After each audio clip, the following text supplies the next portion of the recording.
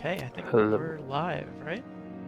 Yep, we are live. All right, well, my name is indykenobi, and I'm And going I'm to, Range. yeah, Range is going to do most of the talking, because I'm going to be focusing on this KOTOR All Quests Unrestricted run. So all quests means we have to complete all 100 quests that appear in the journal, and unrestricted means we can use as many glitches as we want to do that.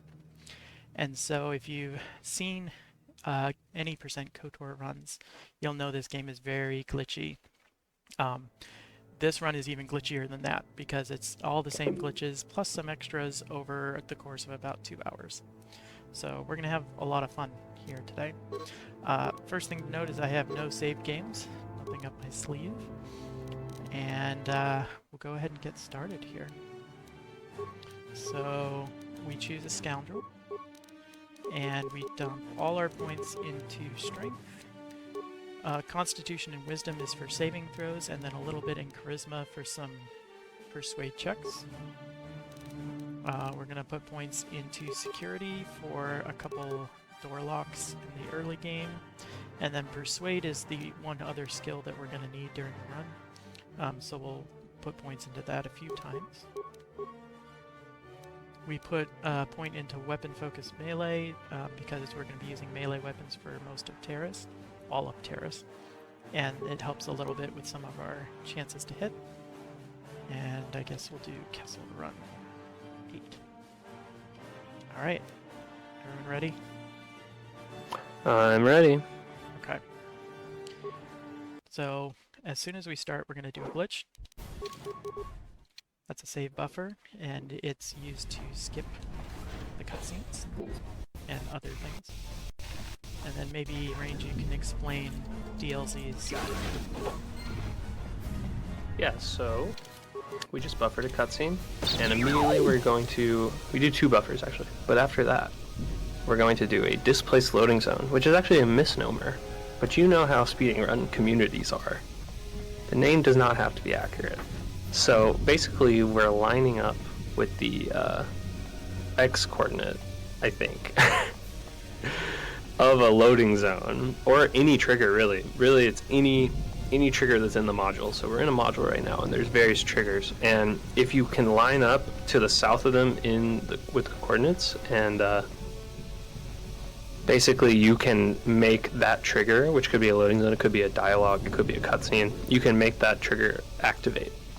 And so we can actually skip like so much of the Indar Spire, which is the name of the ship that we're on. So in this game, you're being assaulted on the Indar Spire. Yeah. So it's taken a while now, but that's okay. This basilisk escape pod. Marathon luck. It's a pixel perfect glitch, by the way. So it's hard to explain, but it just fired. There we go. A little bit ago. And the thing about this part though is that we want to hotshot back, and hotshot is when you warp to an old save to this section and do this displaced loading zone twice.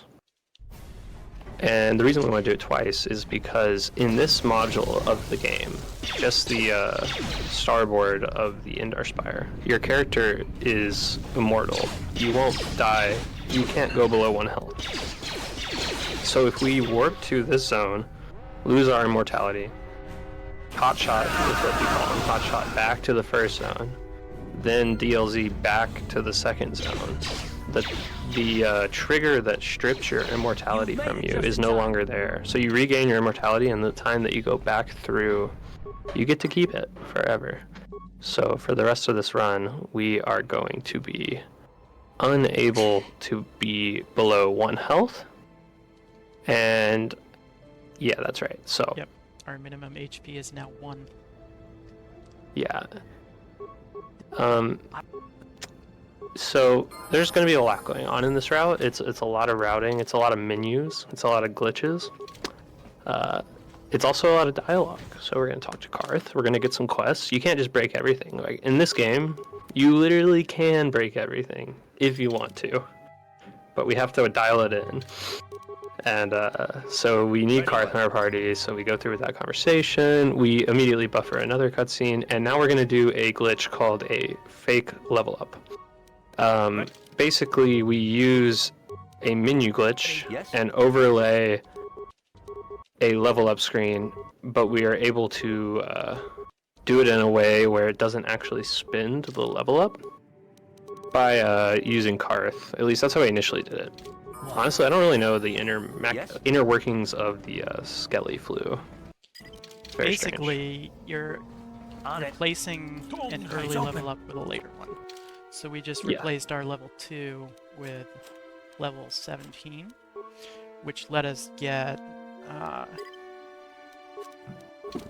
Sneak Attack 9 and Master 2-Weapon Fighting. What? So we're now really powerful. Yeah, so to clarify, in the first 4 minutes, we are immortal and level 17 already, basically. Yeah. Basically. We don't get all of the perks of being level 17 because fake level ups are weird, but we do get to keep a feat, bunch of skill points, and actually multiple feats. What? So, and because we're Scoundrel, we get Scoundrel feats, which is really the reason we do this, actually. Because at level 17, you get Sneak Attack 9, and in this game, a Sneak Attack is basically anytime, I don't remember what the exact wordage is, but it's basically if you're behind someone, they're not attacking you, like one of those two things. Or if they're debilitated. Oh yeah, if they're like stunned or something, you can get a Sneak Attack. So, we get Sneak Attack 9 and level 17. Yeah, the big thing with that is you add Ready? Yes? 9 to 54 damage. I don't know why I did it this way. That's weird. Hi there. Yeah, 9 to 54 damage anytime you are behind someone. And we're going to be able to be behind someone quite a bit in this run. So basically in this category, right, we go around and we collect the quests and then we figure out the best way to do them. So anytime we're in a new zone, we're going to have to be like talking to people or exploring stuff. So we just went to the cantina and we got a quest to go to a Sith party, and we're going to do that quest to get a disguise. And so we also made a save in the cantina, and we did a hotshot earlier, right? That was when we kind of warped our current game to the location of a previous save. And we are going to be dropping saves all over the place so that we can warp between different locations. And the thing is, it warps your current game. It warps your current journal, your current inventory. It does revert your experience in a weird way. We'll get into that later because right now it won't matter that much. So here we're at Zelka. We're getting... Ready? Gurney also talks to us. I don't know if they're two separate quests. I think they might be. Yes? But they're kind of related, and if they are two separate quests. But that's all part of the Ready? The Rakghoul serum. Okay, yeah. So there's Rakghouls in the Undercity. They're like zombies. They're like little baby zombies. So all the saves we're making are basically anchors, so we can return to a module that we've been to already. And we'll be seeing our first one of those Ready? We'll be seeing our first one of those hot shots soon. What? Well, we did do a couple actually, or we did Ready? the starboard. And that's it. But yeah, we'll see way more. Hey. One of our quests involves going into random people's apartments and unfortunately killing them. There's 5 bounty quests on Terrace, and the fastest way to complete the bounty quest, unfortunately for those people, is to kill them. Yep. And we can like manipulate their cutscenes sometimes. We don't need to do it with Largo, where you can guarantee a sneak attack. And so here we are going to coordinate warp back to the Upper City Cantina, where we went to initially. And the reason we're going to do this is because there's a nice little coordinate warp there that puts you right next to this hut. I forgot his name. Azure the Hut. Azure the Hut. He is leading the duel ring, so there's a duel ring quest as well, and we're gonna go ahead and get that over with. Yeah, doing the dual ring early is kind of a recent optimization, I guess. Yeah.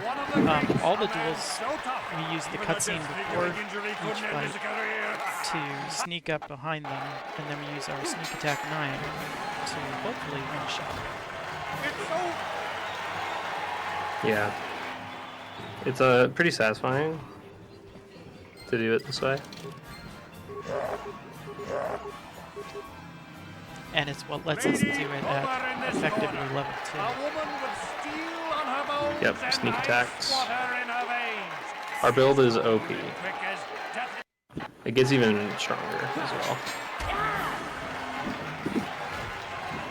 It also works out because that line of dialogue that the announcer has to introduce each fighter can't be skipped until a certain point. And so we just use that sort of unskippable dialogue segment to move into position. Yes, 96 is a lot. That's insane. 96. Sheesh. Alright, so this is one of the worst fights of the duel ring. It's Marl. You really want to one-shot him. He can stun you, he can one-shot you, he can easily two-shot you. That was pretty unlucky. So the reason Marl is harder than the other fights is because he starts with a melee weapon equipped. And if you are attacking a ranged weapon with a melee weapon, you get a +10 to your dice roll to hit. Yeah. And now we're So, again. we'll give it a second try. Was he just keeling over like he was hurt? Bad luck. Ooh. Ooh. Yeah, something about like doing more quick saves. Are you doing more quick saves when you set up? I don't know, like it could change his like behavior in a weird way. Or sometimes I've noticed like having to redo stuff makes just like setting up sneak attacks difficult. See, that's what you want to happen, just not on the third try. Preferably you want that to happen on the first try.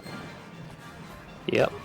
So there's a little bit of RNG in this game. Nothing too crazy. I mean, we literally route around it as much as possible.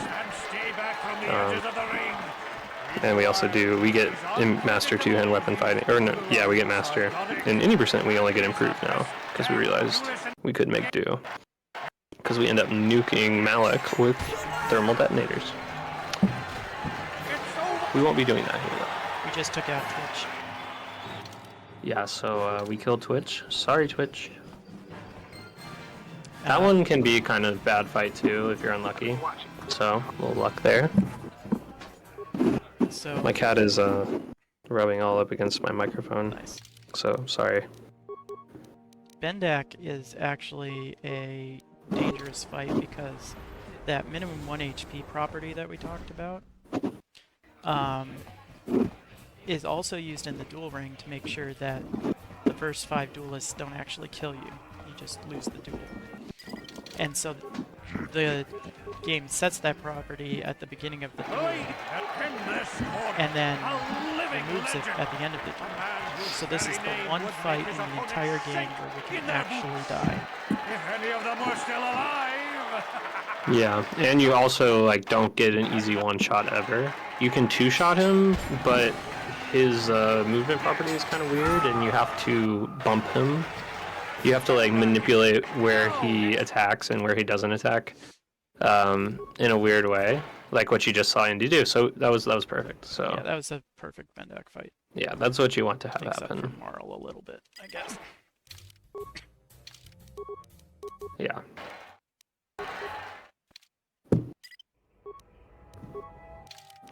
If you miss Bendak or you mess up bumping him, he'll pull out his swords, which make his defense higher or something, and it just makes the fight harder. So we just did a bunch of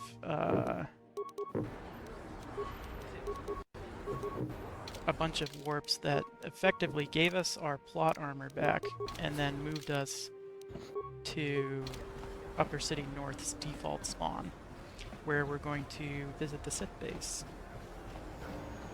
by doing another DLC. Now, if you remember, Sith base is something you're supposed to do at the end. There we go. Cavadum. But it turns out to be more efficient to do it since we're right outside that DLZ spot anyway. Yeah, so lots of sequence breaking with DLZs. We used to be able to sequence break with other glitches, but then we found out more about DLZs. And they opened up a whole lot of possibilities for every glitched category. You'll notice I can just run past all these enemies because I have a minimum of 1 HP.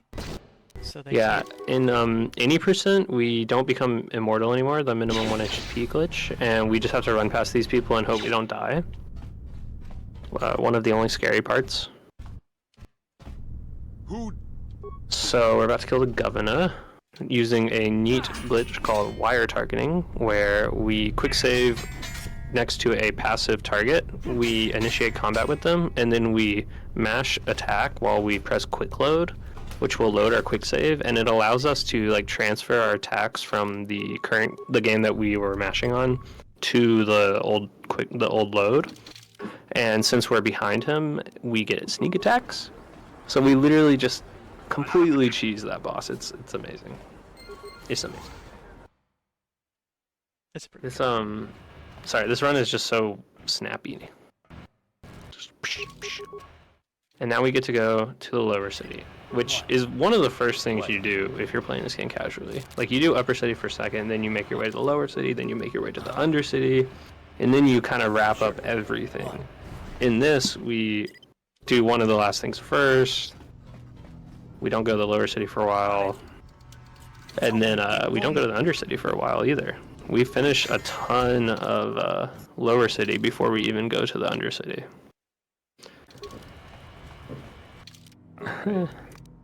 Shout out all the KOTOR runners in the chat. What? And yes, Chaos Drifter, that was the best glitch. Targeting.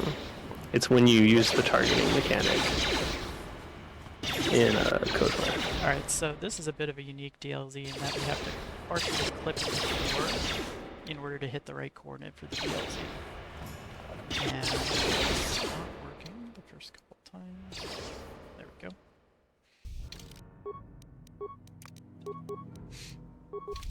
So this lets us do all the Volgar quests without having to go through the Undercity first, which is pretty convenient.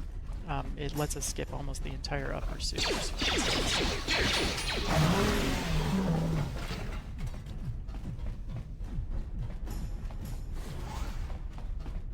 Okay. What?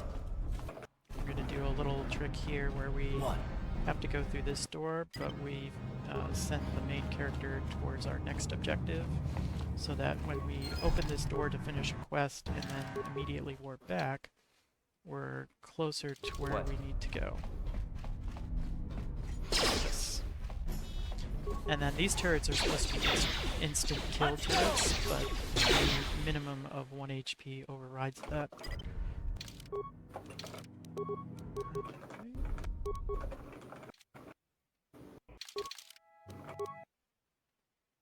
And here we're doing a coordinate warp.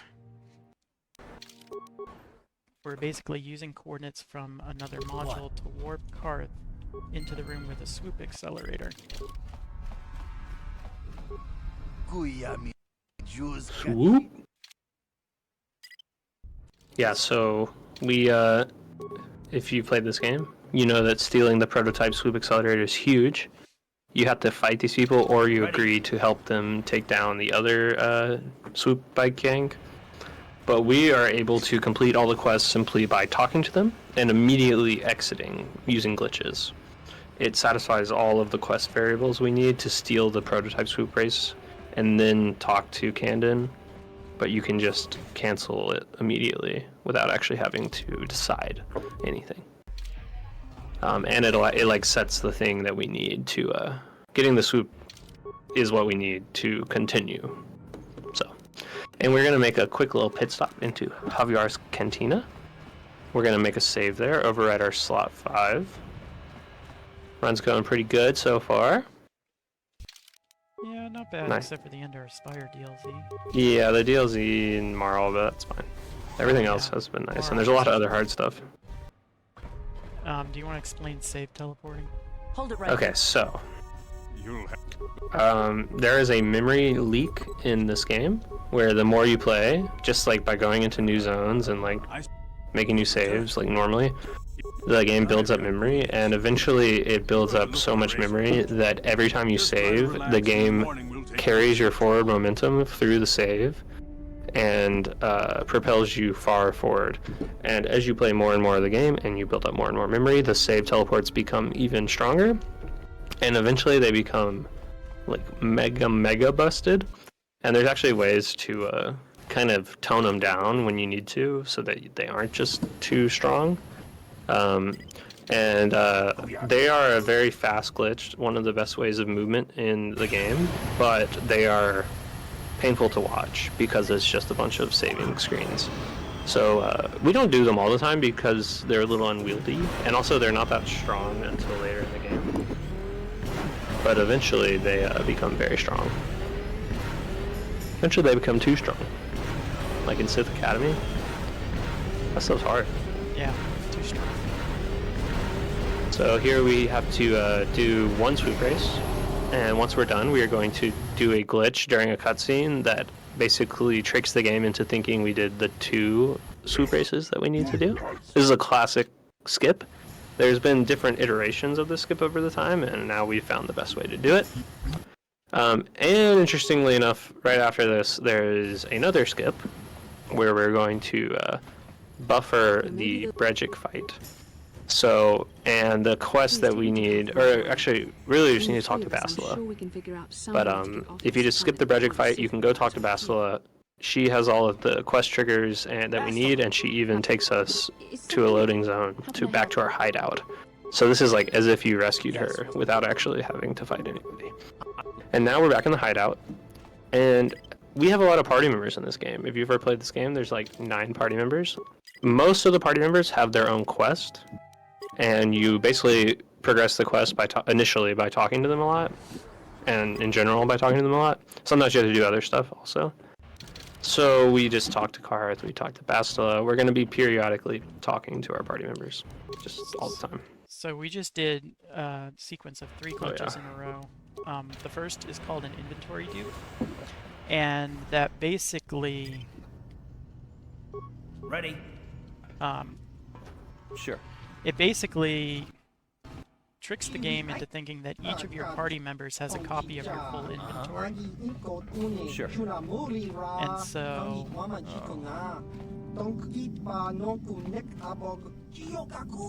why can't I target the door? There's a bounty on your. No, this game is not an MMO. No problem. You're Got thinking it. of the old Republic. Stop right there. Now. Ready? Yes? Uh, Yes? XZS32 ask, is this the one that is an MMO? And no, that's called the Old Sure. Republic. It was that was kind of like a stand-in for a true sequel Ready. to Knights of the Old Republic 1 and 2, Sure. Ready? which they're very different games, but cool. So we are getting another bounty from Selvin here, and once we get that, that's basically all we need. We are going to wait for. We're gonna DLZ. Did I just crash? Please tell me I didn't crash. Uh-oh. Crashes. Lots of crashes in games. Alright. Okay, we're gonna have to be careful with this, I think. Wow. Weird. I am really hoping that this No save crash. is gonna work. No, we're dead. Oh yeah, I know what you mean. So it did crash? Yep. Okay, Which it means was I hard need to tell from find- the I need to stream. It find like the what? best save to load. Is this gonna So work? No, that one doesn't work. We're in trouble. yes, XZS32. This game does use the D20 system. We're in trouble here. We may have corrupted all of our useful saves. That is rough. Where can we go? So none of the hard saves are. Alright, we'll go from here. I guess we have to go from here. We're gonna have to do the swoop races again. So this game is very finicky and will crash a lot. And when you're doing so many saves and can be a big bummer. Yeah, so normally when you're playing this game, you'll actually keep your task manager up to see how KOTOR's memory is increasing. And we have sort of a known threshold Hold it for right there. when You'll have the game's about to crash. mission. But that crashed just You have returned, way before that. but I've Threshold. got good instincts. And you have the look of a racer about you. So Just try to relax, and in the morning we'll take you to the swoop track. it's really unfortunate, but we have to redo all those swoops and everything. Yeah, it's not too bad. You got this. Actually, it's even... No, It's like this 3 minutes or something. 4 minutes.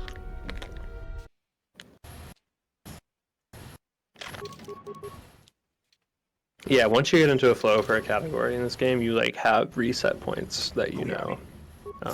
But this is an almost brand new route and like a variation of a new route as well. Like Indy's been routing a lot of stuff lately, and there's a lot of new glitches.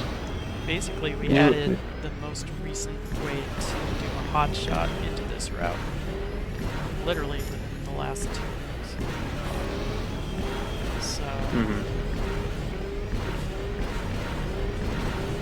that, however, shouldn't have affected what just happened. Yeah, Indy's good at that. Yeah, there was something weird there. Alright, well, we're gonna just sort of do the same skips we were doing before. So, trying to do the combat rounds happening. Yeah. Lane is, he has suspicions of gather party with combat rounds Please take me to happening. Carth right away. Shenanigans. Between the three of us, I'm sure we can figure out some way to get off. So we skipped the second swoop race. We talked to Bastila. She warps us to the hideout. It completes a quest. We get to not fight Brejik. Is something Now we're about to do the sick glitch that we already did, but it's sick. It's a combination of a inventory dupe, a hot shot, and a transit point storage. Something like that. So the So- inventory dupe is the party screen with... Whoops, what's just happened? Okay, I did an AMG, but accidentally clicked exit instead of cancel. It's a very technical glitch, actually. Because it's a combination of 3 different glitches, and you have a bunch of different so- menus open. Opening the equipment screen and the party menu at the same time is what does the inventory dupe. And then we do a map cutscene skip to avoid the cutscene that's outside that door. And then we do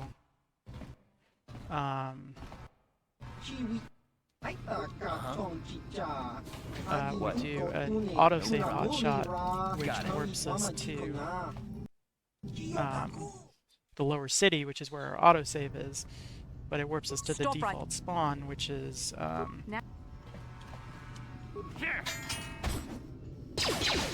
closer to where we need to go after that. Ready? Okay, let's not do this again.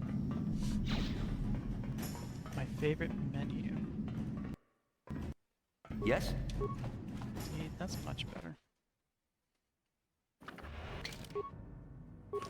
We need to take Karth's Sith armor. We're doing a lot of kind of equipping and unequipping of Sith armor because we need it in certain points to do plot-related things. But normally the game takes away your Sith armor when you're leaving Terrace, and we want to save it for a glitch we can use on the non.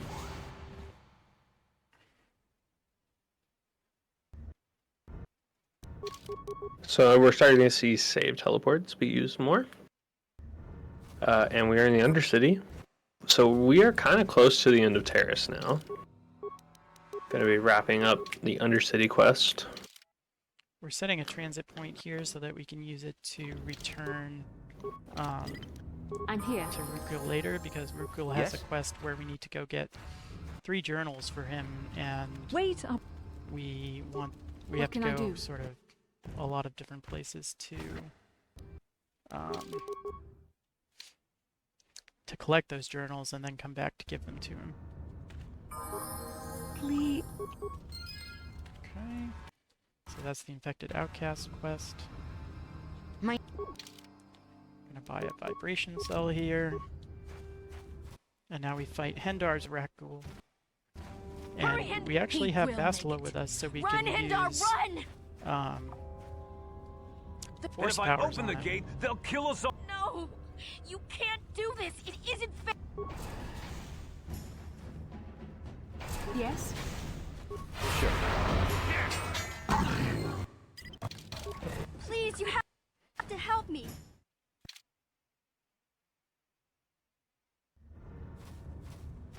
Back. Here's mission.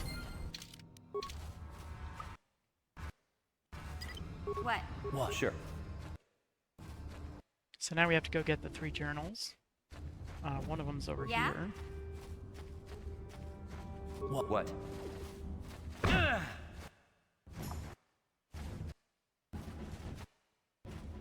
There's that first journal.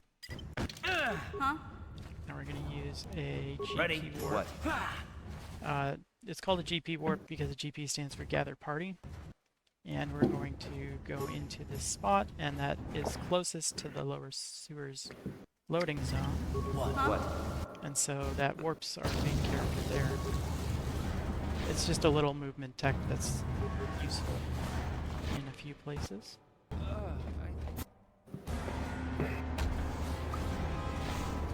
That minimum HP of 1 is coming in handy again. Here's the second journal. We also need to rescue Zalbar, but one of the reasons we think recruiting party members is not usually a quest, but a lot of them have quests associated to them. Zalbar has sort of a quest associated to him, but it's not any of the Wookiee quests. It's the Stowaway quest on the Ebon Hawk, because Zalbar is the one that tells you about that quest. So if you just never recruit Zalbar, you can never get that quest. Yeah, that invalidated some of my old runs. RIP.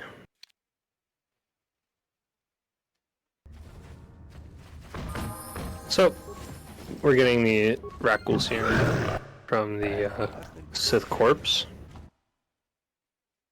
And then we have one more journal to get on this side of the sewers. And then we start turning in quests before we leave Terrace.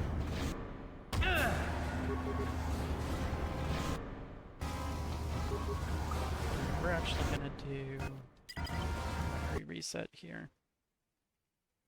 So this is how you normally handle the memory leak. You will actually close your program and then reload it. And that clears the memory leak.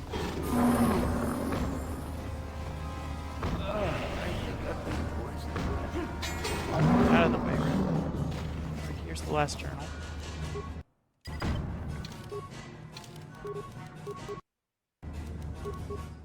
And we're warping back to the South Apartments because there we can use the transit point we previously set. Actually, we need to have Mission with us to go back to Rookil and turn in those 3 journals that we just had. Yeah, I know, Lane. I forgot to set it up. I feel sad.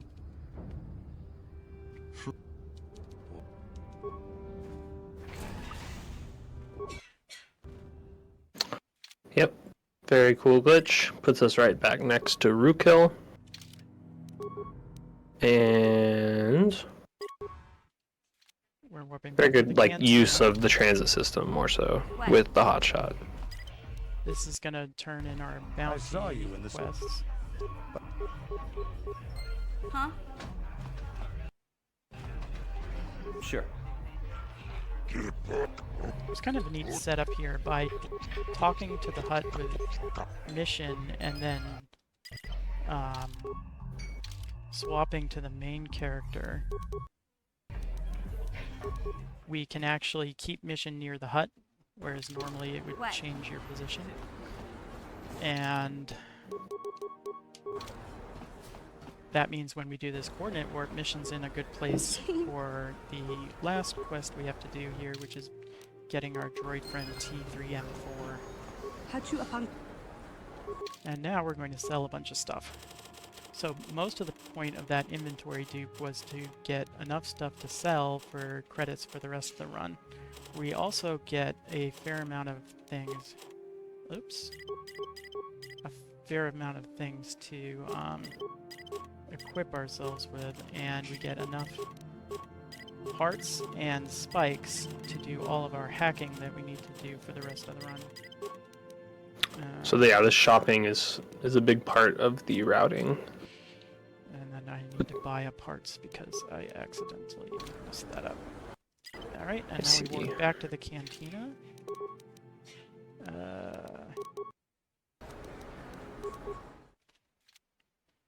And we're all done with Terrace, so we're going to talk to Candace so that we can leave. And there's a big cutscene here that we can skip by breaking the camera. Yeah, so we kind of call it like a free look anywhere menu glitch buffer. I don't know. It's a weird application of the anywhere menu glitch where it allows us to break out of the cutscene, press free look, and pressing free look during one of those cutscenes skips the cutscene to its last line of dialogue. So it just ends a lot faster. It's like over a minute cutscene. It becomes like 10 seconds. Huh? And now we're off Terrace. Sure. The basic idea of it is that certain cutscenes are scripted by camera movement. So by using free look, we're able to break the camera movement.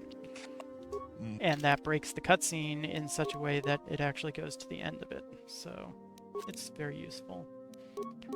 The main thing we're buying here is a weapon called Sanasiki's Blade. It's a pretty good offhand weapon that has a high chance of critting, especially once you upgrade it. And we're going to go do our Jedi training. Where we're going to do it as quickly as possible, which involves skipping the training montage. Me, Master Vrook, Master Vandar, and of course the chronicler of our academy, Master Dorak. Padawan Bastion, so I am sure you are already... Like mini cutscenes, we're going to buffer this cutscene.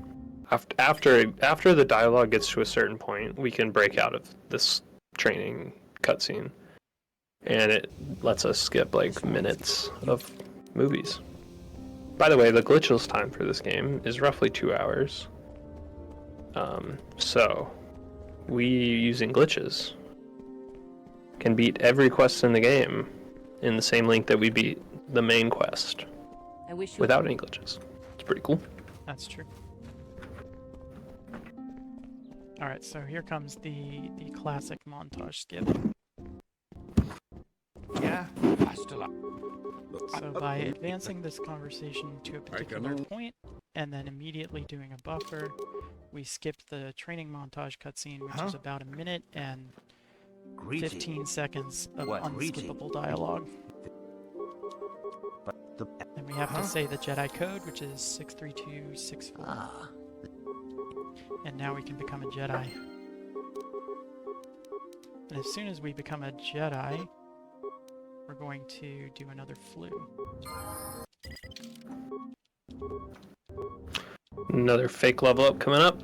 This one, the previous one we did to get Sneak Attack 9 using our Scoundrel feats, and in Master two-hand weapon fighting to increase our chance to hit. This one we're going to do to 20, and the reason we're going to go to 20 is so that we can get Master Force Speed, which adds more hits to every combat round. And then we get Master Critical Strike? Yes, we get Master Critical Strike. So we are not only getting sneak attacks for tons of extra damage, we're also turning all of our hits into critical strikes. So we will be chunking people eventually. And after this whole sequence right here, where Andy's going to upgrade his lightsaber, I think, right? Yeah. We're going to do a displaced loading zone to get out of the Enclave and get to the Dantooine courtyard. Normally you have to run to this droid, talk to the droid, he's like, "You've finished training, goodbye." But we can skip all that running by hitting a sick glitch where we line up pixels with the edge coordinates of a loading zone. and force the loading zone to trigger from far away. And we're going to leave a save in the Enclave for later Yes? coordinate warping / hotshot glitch What? teleport glitches. So lots of shenanigans.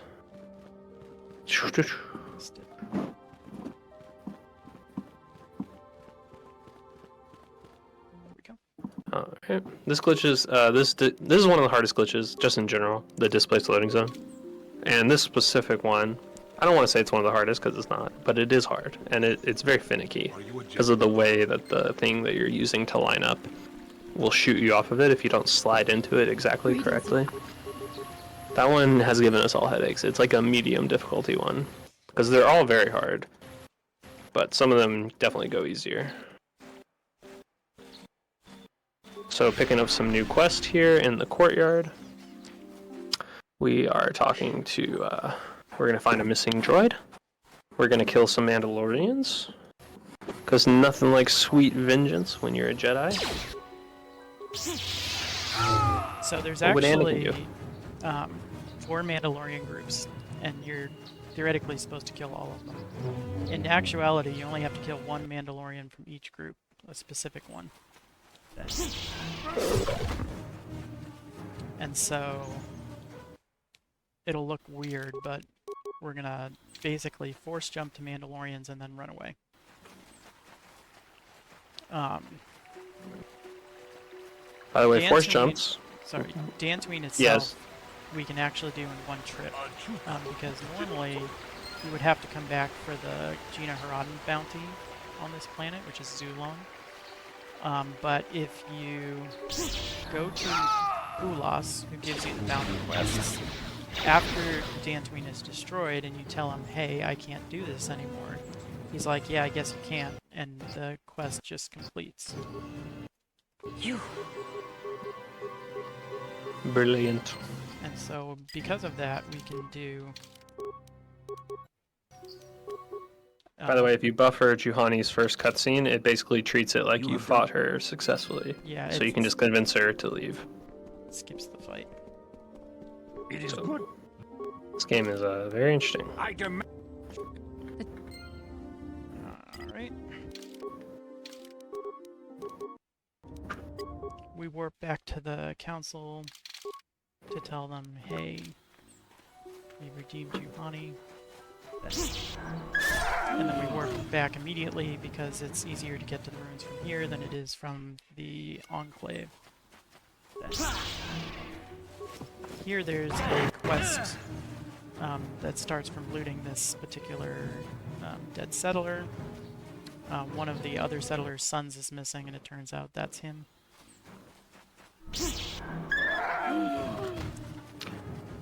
And now we're gonna go to the ruins. Yes.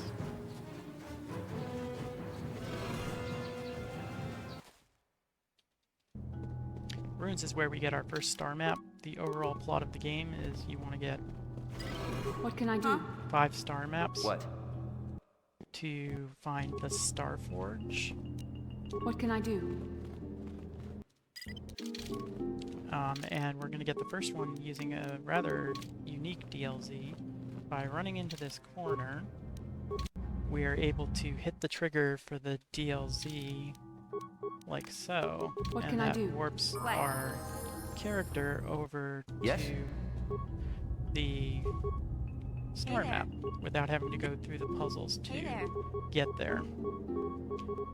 We gotta talk to Mission a Bunch to Sorry. advance her quest, and then we can warp out of here to go do the rest of the quest cleanup that we have.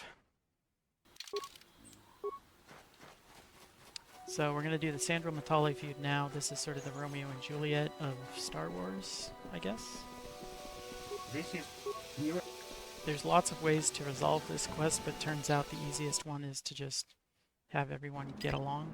I have. Oops, I didn't do that right. I have. I thank you for. We have not. That's better. So we give Nurik his son's journal, and that completes his quest.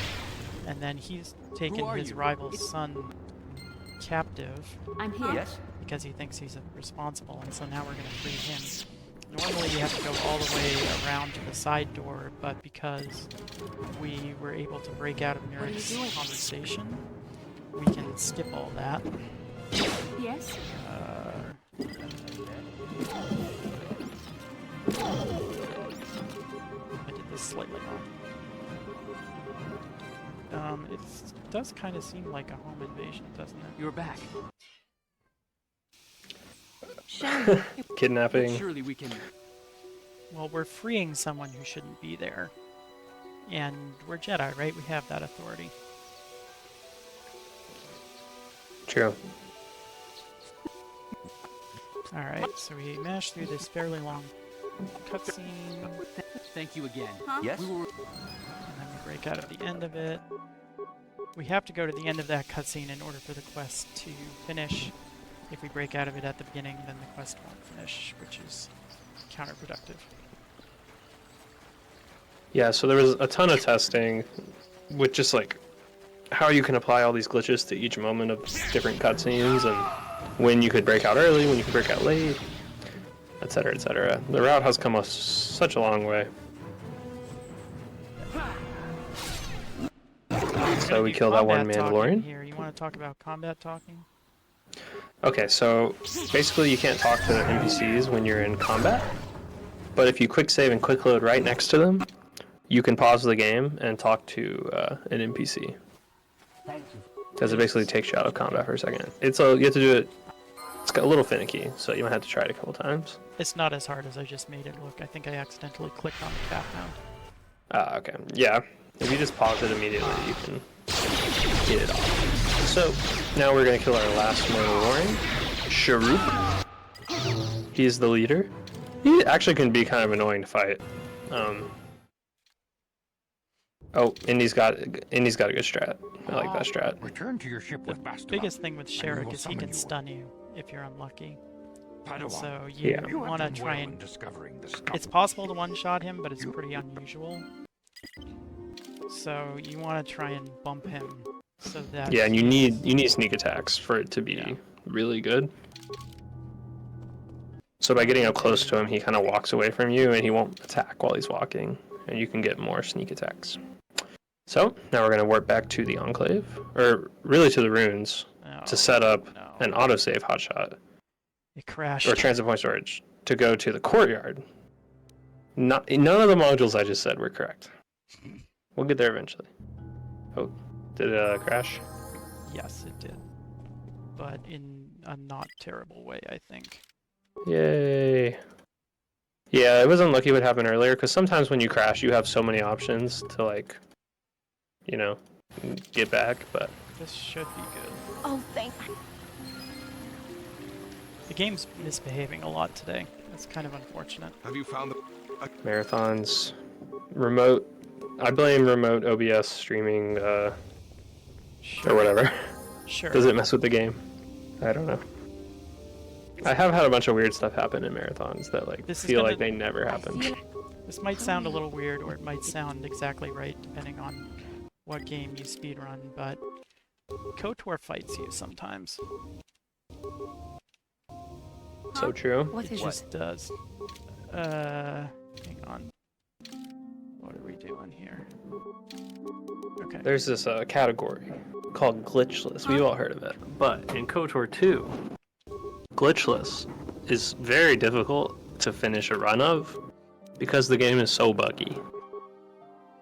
And it's so easy to glitch and break something. And the run is just kind of hard, regardless. Alright, so we just did another fake level up to get Master... Master Valor. yes, that one. Thank you. Yeah, so a very quick third fake level up glitch, the flu. And that is basically our build for the rest of the run. We are only doing auto levels from now on. We will swap around our equipment and do more upgrades as we go. But as far as like actual abilities and feats and persuasion, do we ever get any more? I don't think we do. How can I help? No. No more persuade, Our build is no done more feats. now. Yes, what's it? Yes, what's it?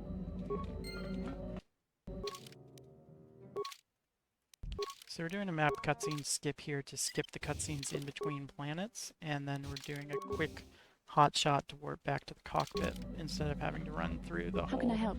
ebb and honk again. How can I help? We're Yeah, it's talking super to convenient. a lot of party members to advance their quests. And now we're going to Kashyyyk. So the neat thing about this game is that the mid-game is open. You can visit the middle planets in whatever order you want, and so particularly in this category, it makes the routing really interesting, especially with hot shots, because you can basically, whatever planet you go to, you can always work back to with a hot shot. So, yeah. It turns out that doing Kashyyyk first is the most efficient way to handle things, which is kind of counterintuitive because there is a Gina Rod target here, and so we do have to come back to Yes. Kashyyyk in order to kill that target. But it turns out that there is a very useful coordinate warp, so that when we come back here to do that, we can do it quite easily. Also, we're supposed to fight Calo Nord here, but we're just gonna skip him. Your wish?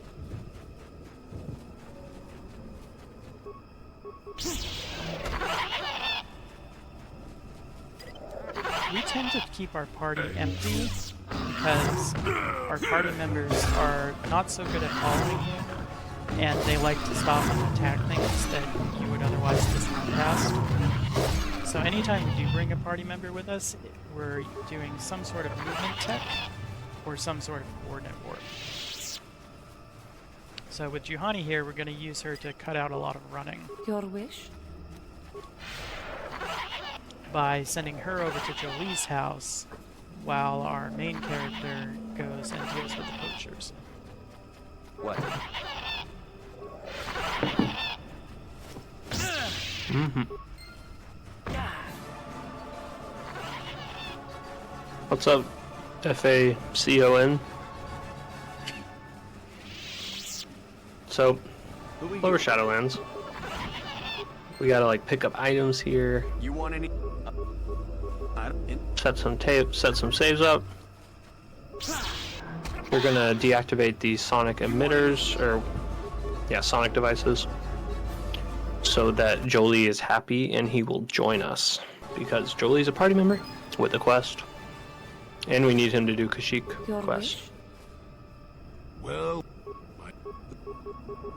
So we're buffering, after you do that quest, or that you deactivate 2 of the sonic devices, a Tyrantotech will attack you.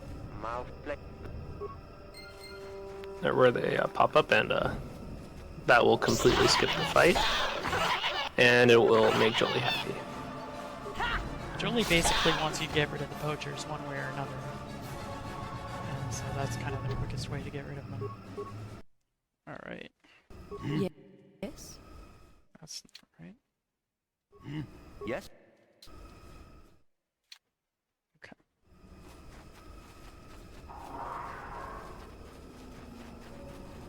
If you're talking about HK, we actually don't skip him in this one. What is it? Sure. Yep, we will be getting HK when we go to Tatooine. He doesn't have a quest attached to him. Yes, he does. Wait, no, sorry, he does. But it completes really easily. Yeah. You just need him. You need to get him, and that's basically all you need. Your wish?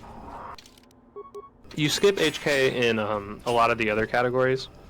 You basically any skip all- HK in every category that isn't Yes. all quests. Yeah. Yes. Yes. Alright, so we're going to kill Freyr, hopefully quickly, and then we're going to trigger this cutscene here, and we're going to break out of the Mandalorian ambush and warp out to start turning in some quests.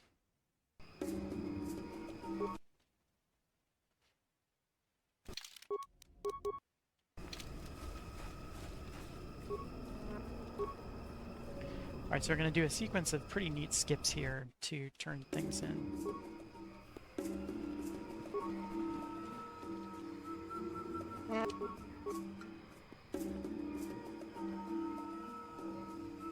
So first we have to do 2 conversations with Chundar for him to realize that we killed Freyr like he wanted.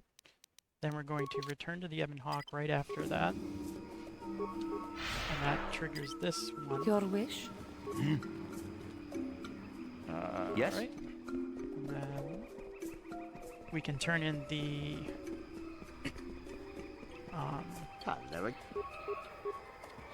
what's it called? Honest Debt quest.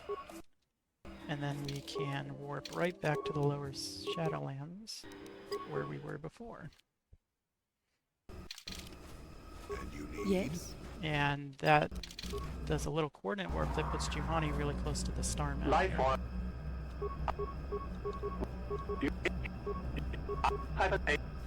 Very convenient sequence.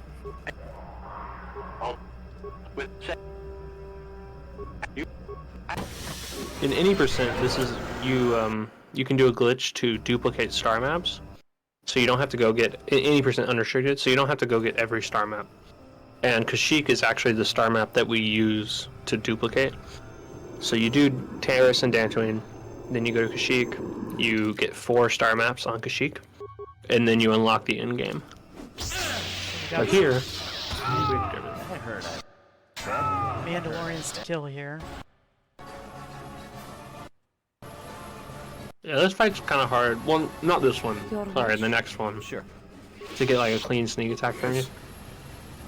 But I'm also pretty rusty, so I need to just watch. Watch and learn. Yes?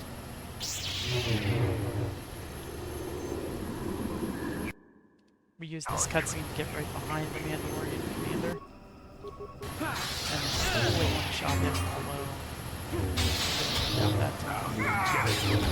If you get stunned, it's still possible to attack people. You just have to quickly swap to your party member that's stunned. And then as soon as we get that corpse looted, we finish the quest we need, and it's back to the Ebon Hawk. And then we gotta talk to How can I help? Bastila again.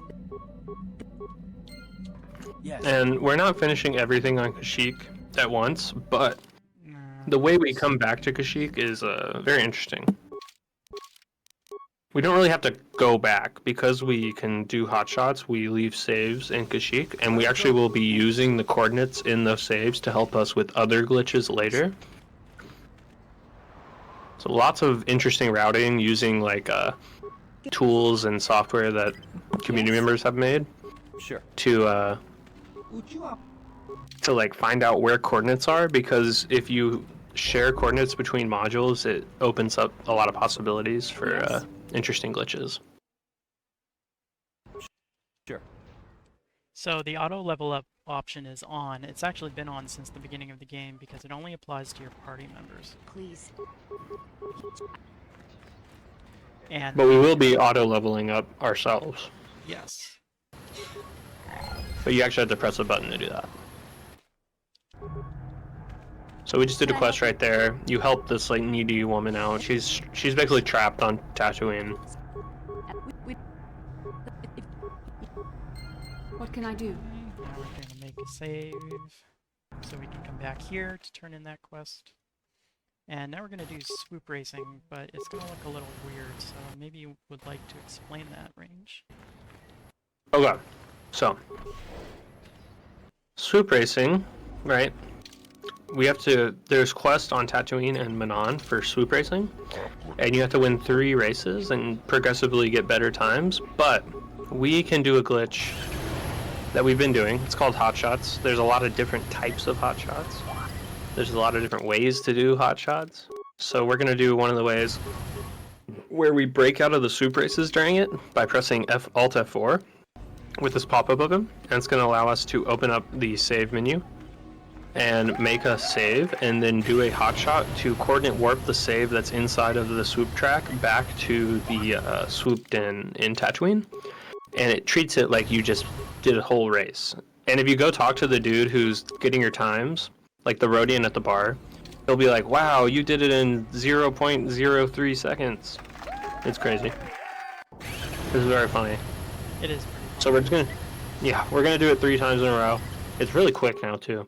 This glitch used to be more awkward, but using the new Neo hotshots, we do it so fast. It's really nice. Oh, hi. So there, we just did all 3 sweep races. That was so fast. It used to be kind of a chore, honestly, like to do that 3 times in a row. But now it's like, Alright, now it's time for Pazak. Pazak is everyone's Okay. favorite version of Space Blackjack, and we have to win 1 game of Pazak in order to complete a quest that's associated to it. Yeah. First, we talked to Basila's mother, which is one of her side quests. And now we're going to come over here, send Yes? Basila to the Yes? door. Ah, oh, And we're going to buy some cards so that we have a better chance of winning this game Well- of Pazak that we have to hello again. win. Okay, so you want to get as close as you can to 20 without going over. And you have 4 side deck cards that you can choose to use at any time. I don't know if I should have stayed there or not. so you want to force your opponent to use cards because I'm on a little delay, so that nat 20 in second round sucked. And you really do want to like think ahead, like, okay, what numbers am I looking for? If I hit X numbers, what cards can I use, you know? And like, you can stay on 18, 19. You can definitely overshoot to 21, 22, 23, 24, depending on what card you have. This is looking a little sketchy. But there is a lot of RNG, so. The Oh good my part god. is the opponent's down to 1 card. And I'm getting Yeah, so we nat just- 20s. Natural 20s. Nice. Yeah, it's definitely very possible to make this comeback still. Alright, we just need him not to 26. match here. Oh, no way. You gotta be kidding me.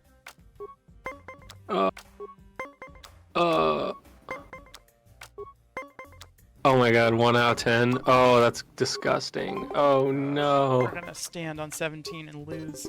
Would you like that? Oh no. We just got so unlucky. Oh, you got unlucky again with that one. Oh no. So, Pazak is the most random part of the run, and unfortunately it's halfway through it. So, Yeah, Yeah. we even like buy extra cards to make it less RNG. But it's still, Sometimes the you're still not game- guaranteed to win. sometimes the game just decides you lose. Yeah, that was insane actually. The 19 to 20. Okay, alright.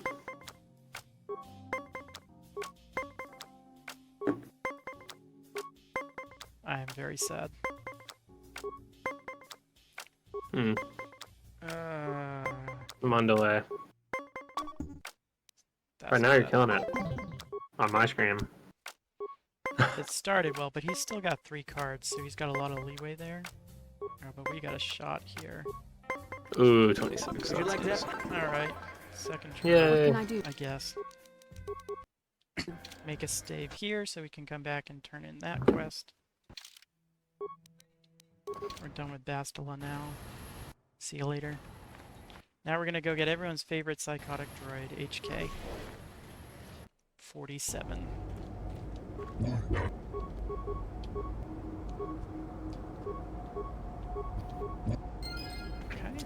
Okay. So, there actually is some, like, routing around this dialogue. Basically, the dialogue changes depending how many credits you have. And, like, one of the credit requirements of the whole route is this. Luckily, we take care of all that on Terrace. But, yeah, you also have to know your dialogues. There's so many dialogues to memorize in this run. No one.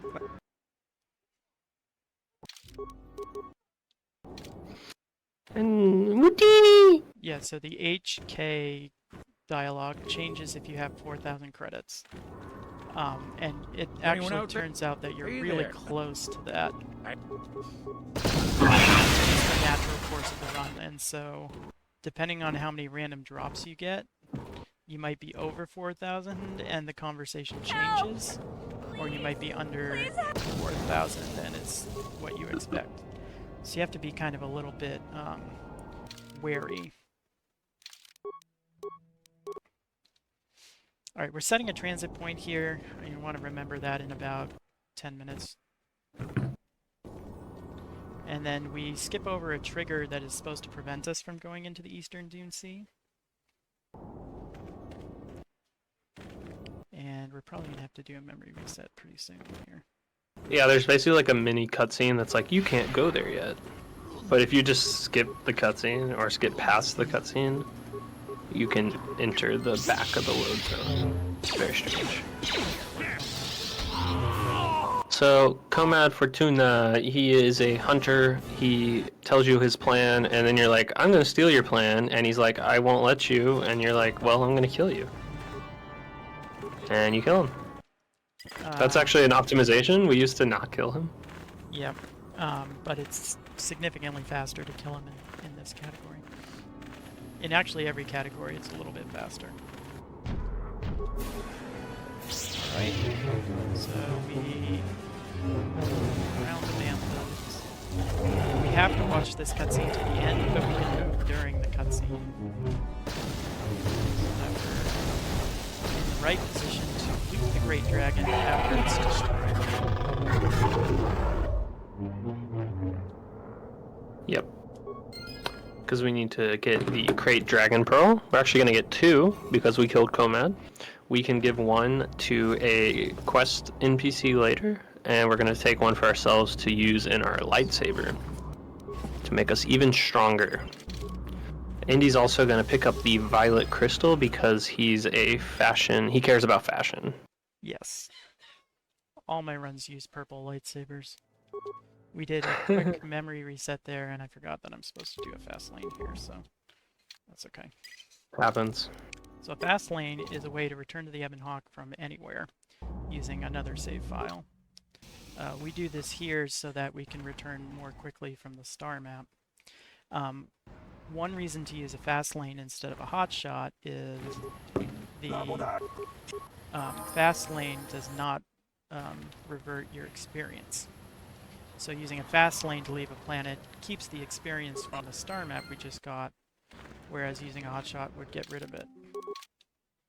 So that's one reason to do what we do there. Alright, time to do a stowaway quest and make our lightsaber pretty.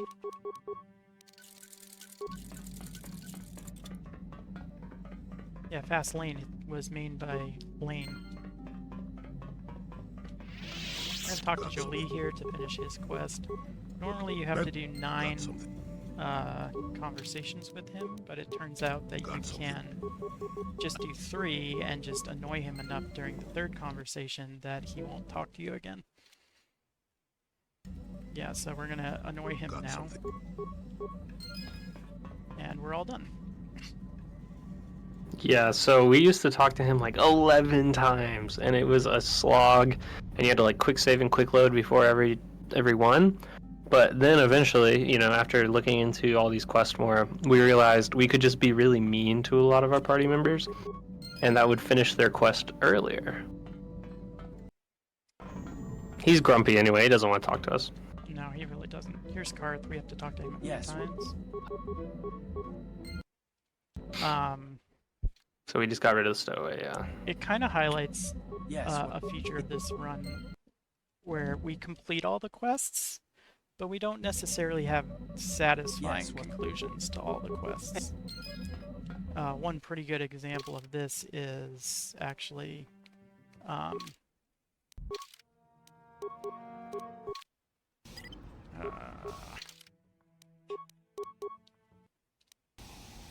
the murder mystery on Dantooine.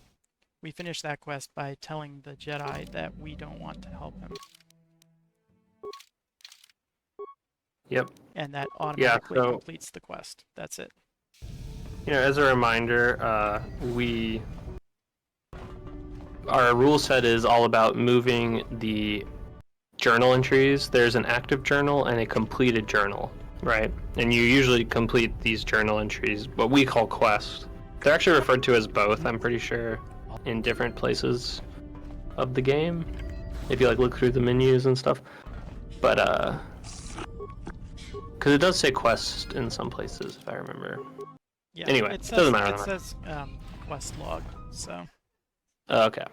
So yeah, we just want to complete them however we can. Sometimes you have to do things to completion. Sometimes you can find ways to just completely skip stuff. Shortcut them. Yeah, sometimes you start something which completes it, and then you just use a glitch to break out of it immediately, so you're not going to look at it anyway. I'm going to set a transit point here so that we can warp back here later. There are very specific rules about where hotshots put you, and sometimes that's fine, and sometimes it's not so good. So we're setting a transit point there so that we can be more efficient about these, about where we're spawning into this module. What? Now we gotta go start the The trial quest. Sure. What? Yep. So we kind of like segment all of these different planets up, just like throughout the run. We don't really like knock everything out at once anymore. And we mostly have, Indy has found a way to do it in a way where it kind of lines up with different coordinates that we need in different modules. Like, oh, this shares this coordinate with this module, so if we like choose to fit this part of the run in between this other part, it actually works really well with the way that the coordinates are shared between modules, even modules on different planets. Yeah, it's really cool. There's a lot that goes into this run. There's a lot to remember. Basically, anytime you're warping from one place to another, you want to be using coordinates if you can. Welcome to Yeah. Because otherwise it's going to put you in the last place that you were in that module, which is not always what you want. Like if you make a save in one place, but then in that save you then go on and through a loading zone, and then later you warp back to that module, it'll put you in the loading zone, because that's the last place your current character was. But if you can share coordinates, it'll put you on that specific coordinate, and we can use that. There's even a tool called the Walk Mesh Visualizer, right? Yep. Or that allowed the Indy used to help route this category, where it's developed by Glassknock, who is a legendary KOTOR runner. He's been retired for a while, but he's one of the original goats of this game. And yeah, it was really handy. It was made by him. Indy used it to find coordinates that are shared and spots that we were missing. There's a lot of really neat coordinate warps. I'll try Yeah. to point out the interesting ones when we do them. But now it's time for Manon swoops. We also killed our first Gene Rotten target, that was Lorgle. We actually skipped the trigger that makes him appear in the cell, so you probably missed him, but he's dead now. So we have all our Gene Rotten targets set up, and now we're going to do some more swoop skips.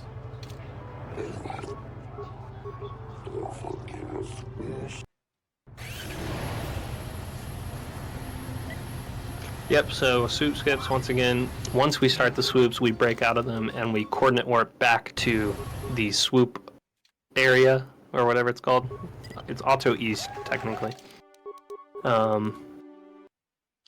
Yeah, this is east, right? Yeah, it's fully east. You built it. Okay, shout out to Lane. Sorry, Lane. It was developed by Glassknock and Lane. Potentially mostly Lane. Lane is a glitch hunter and a computer science guy. And a super good friend. Fun guy. Shout out Lane. He once made a KOTOR cover song to the theme of I thought dreams were only made for fairy tales. What is that song? All Star Smash? No. What? Which song is that? It's in Shrek. It's in Shrek. It's in Shrek. And then Chaos Drifter, another runner, also did a KOTOR parody song in a marathon. That was he did it while he was doing an incredibly complicated glitch. Okay. So we just, The world needs to see those. We're going to do kind of a chain of glitches here. We just bought a bunch of stims, which is going to help us for the fights we have to do here. But now we're going to do a couple glitches in a row here, including a glitch within a glitch. So the first thing is we're going to move during the cutscene where Ithrak gets killed by his droid. But then while we're doing this, we're also going to set up a new menu glitch. And we're going to use that to set up a pop-up that will allow us to return to the Epilogue. This is a modified fast lane. And then once we end the Ithrak conversation, we're going to go into the Manon Sith base. We're going to make a manual save in a new slot.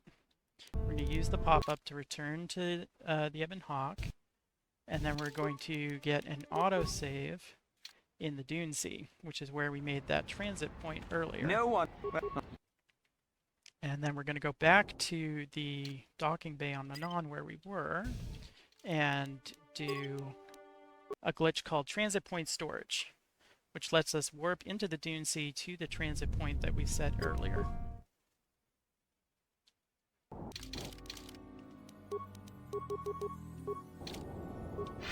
And here we are.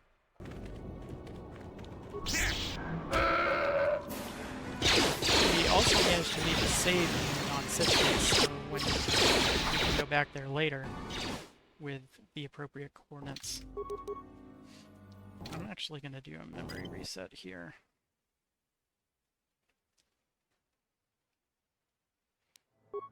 So that's one of my very favorite glitches in the run, because it's sort of a glitch within a glitch, which is itself kind of fun, but also transit point storage is just a really cool glitch, and it's kind of hard to use. I really like that we have a use of it in the run here. Yeah, transit point storage, you just have to set it up in such a specific way that it's like usually either not useful or gets beat out by other glitches. But right there, it's still there. And yeah, what's up? We just triggered a cutscene that would normally lead us to Vorn, but it's enough to just trigger that cutscene, and the game will think that we've already killed Vorn. So technically, that is gene of run target number 3 down. And we're also able to skip getting the moisture evaporators by breaking out of the conversation with the chieftain at the right time. So we've completed the Sand People quest, and now we just have to finish up these prisoner quests here. So basically, we've been going back and forth between Tatooine and Manon and a lot of other places, setting things up so that we can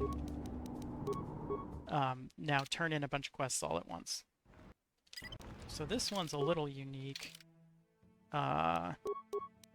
This is called a hard save hotshot, and the main reason we use one here is because it spawns our party members at the location of the save rather than the location of our main character.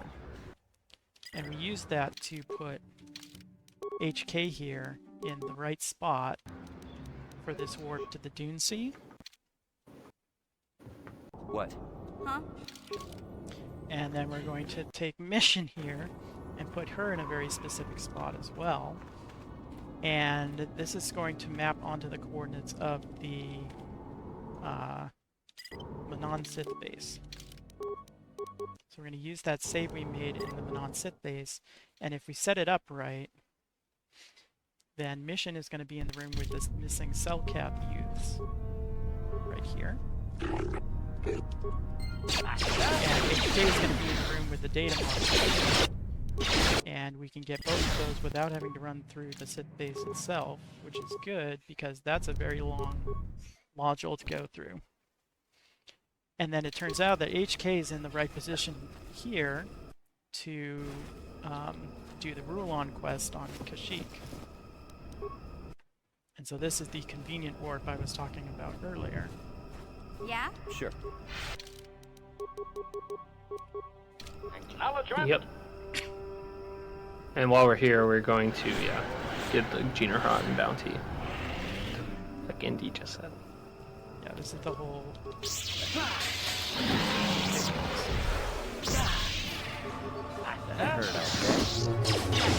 And then we're going to go back to a couple places on Tatooine to turn in those quests. But first, we still have to kill the Talk version of Rulon, who's a shapeshifter. Normally, this Talk runs away and hides in a group of other Talk, but if you quick save and quick load like we did there, it gets stuck in place. So now we're going to put our main character right here, and we're going to warp to the Circa office to turn in those quests. There's 2 quests to turn in here. The first Greetings is again. the Sand People quest, and then the second is Mission's brother, Griff, here. This is why we needed the Talk plan from Kashyyyk, and he walks out on us having stolen our money. And so now we're going to go back to the Cantina in Tatooine to turn in the quest with Bastila's mother. Which is over here. Very cool.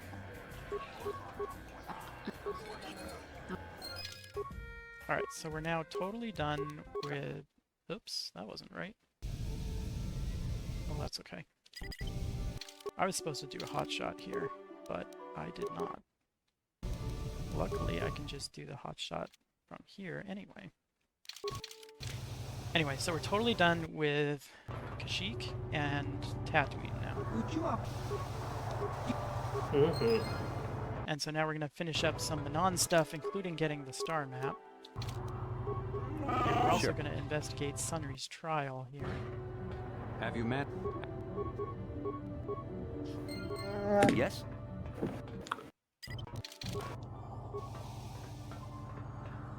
So you're the...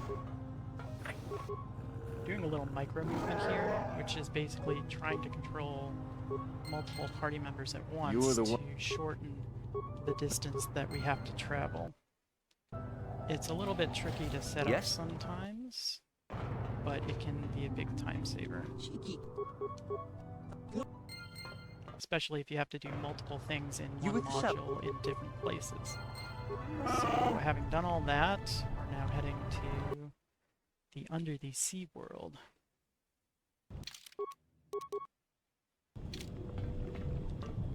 And we're going to turn around and leave immediately.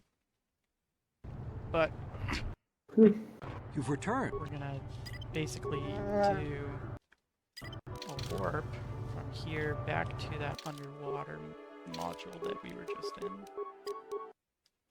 If I can get the menuing right. And that's going to warp Zalbar across the module.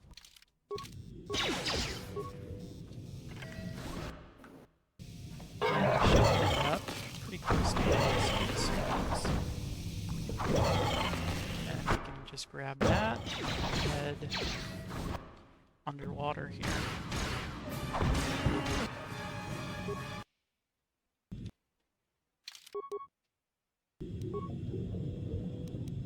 Whoa. So we're going to do a fast lane here, and this is a pretty neat trick. If you remember this game, walking in the scuba suit is super slow, and normally there's nothing you can do about it, but since we can return to the Evan Hawk from anywhere, we can use the Sith armor to essentially unequip the scuba suit. Who's there? Because they're both classified as disguises. And so by putting on one disguise, we essentially overwrite the other disguise. Which is good, because the Sith armor does not restrict your movement.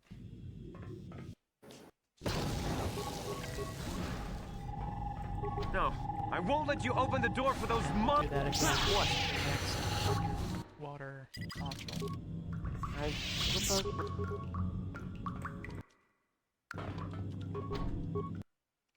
here.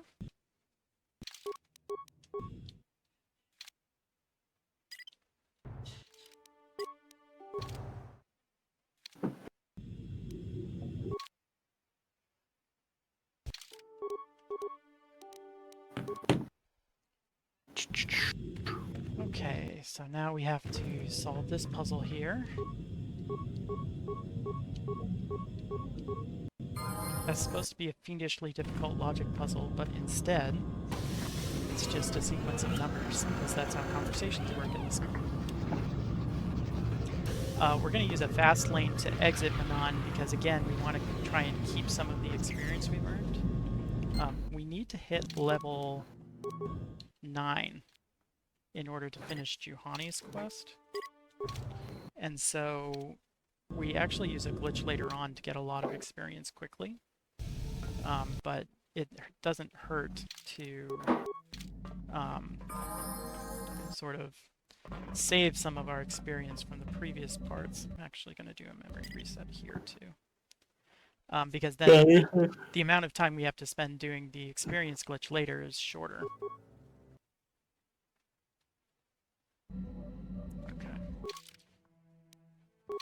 Yeah, so since hotshots revert our experience, we also have to think about that when routing this category, and Indy found something great. Alright, really neat trick here. So we're going to skip the prison break segment here, which we could do by skipping out of the cutscene right here, but we need to set the flag for the game to recognize that Dantooine is destroyed. That way we don't have to actually go kill Zulon. And so we need to actually advance this conversation to a very specific point and still make it out of the door. Because if we don't make it out of the door, then we're stuck in that cell. Dark side has perverted. So we just advance the conversation until this specific point when Basila talks about taking Dantooine's destruction pretty hard. And that gets us both out of the cell and sets the flag for Dantooine to be destroyed so that we can tell Hulas that we couldn't kill Zulon.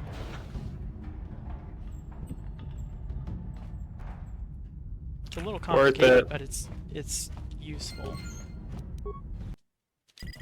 Alright, so now there's another locked door between us and our objective. So we're going to do a hotshot out to use a hotshot back to apply the coordinates for our party members to warp them to a different part of this module. So we're doing kind of what's called a double hotshot to apply coordinates from one module to the one that we're in.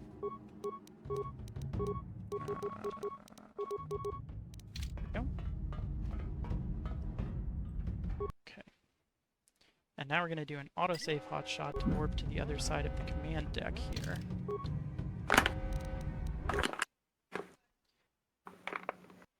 Which just saves movement.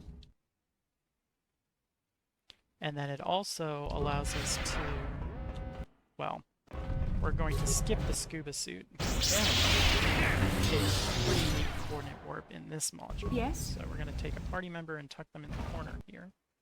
And then we're going to use the save that we made on the seafloor to do another hotshot. And this is a double hotshot to warp Karth, possibly Basila, What can I do? over to the bridge here. And this skips not only the spacewalk, but also the Salt Carrot fight. And then we're going to warp back to the prison block, because that's going to put us right next to the elevator. Oh, and I have to show this off. We're out of bounds with Karth and Basila here. There's just a random gun on the floor here at the origin for some reason. And if you have party members who would be out of bounds, they are placed at the origin if the origin is in bounds.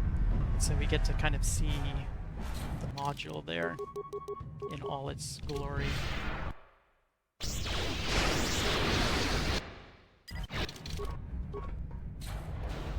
Shoutouts to my wife, by the way, who is watching Two Sick Kids right now.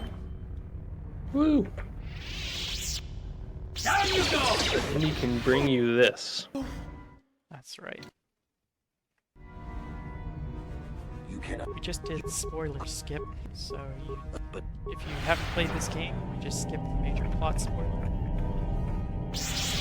Oh, I just got insta-choked. That is... No. I've never seen that before. How? He always uses force resistance at the start of that fight. I've literally never seen that before. Marathon. Marathon luck. So if you know this game, That's you know never that the one planet we haven't been to yet is Korriban. It turns out you can do all of Korriban in one trip if you do it after the Leviathan. And so that's why we've been kind of saving it. That's better.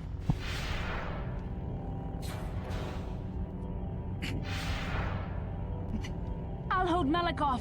You two get out of here. Find the star. Alright, so that's Leviathan. It's actually a really fun route because you get to skip all the things that make the Leviathan annoying. Like the Sol Kareth fight and trying to get Karth and Bastila to follow you. You don't have to worry about those because of the sequence of coordinate warps you do, so it's actually a really fun route to play through. Yeah, Leviathan in other categories is really hard and chaotic because there's so many enemies and you have to have party members, and party members' AIs are very inconsistent. You don't really want them. But we are able to work around it in this category. In any percent, you don't even go to Leviathan, so. So yeah, there's a fighter skirmish mini game here. Indy wrapped it up pretty nicely. It's the only time you have to do the fighter skirmish in this entire run. That's actually right crazy. Yeah. How many times do you have to do it in NMG All Quest? Yeah, what? Um, Or like Glitchless All Quest, maybe. Is a So better those both question. have random possibilities of having having to do a skirmish. So it's something like 2 to 5 if you're unlucky. We just did another inventory dupe that is solely for duping our stims, so we have enough for the fights we want to do. And Range, maybe you want to talk about the joggy skip here? Cool. So we talked to Candace a lot just now after the spoiler that I want to talk about, and it progressed his quest to the point where this guy Joggy will show up, and he basically says, "Come to Tatooine and face me in a battle to the death." But if you skip out on his cutscene at a very specific dialogue point, you can trick the game into completing the quest early, basically. It basically And he freezes didn't. Joggy. Yeah, something weird happened. It freezes Joggy in place, but it advances his conversation enough that he does the conversation that you would normally have with him on Tatooine. Yeah, what? And so you're able to complete the quest without ever going to meet him on Tatooine. Because of that. No, that is the wrong. What? You with me, Candace? This is what I mean about party members following. Come on, Candace, let's go. You have deadlines to meet. Look here. Alright, so this is another example of a quest we complete that is not very satisfying.